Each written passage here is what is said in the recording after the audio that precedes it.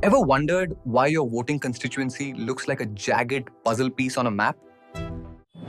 Or why some MPs represent 5 lakh people while others represent 20 lakh? Welcome back.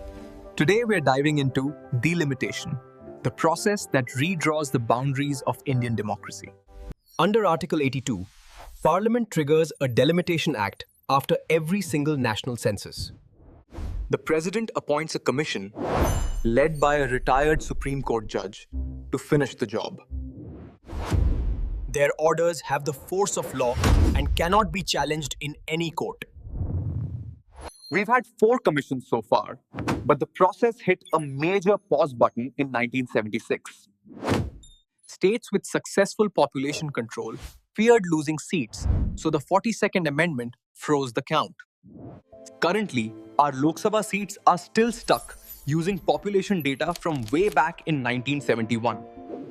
But the freeze expires in 2026. The next move will be the biggest shift in history. The North wants more seats for its population. The South wants to protect its political voice.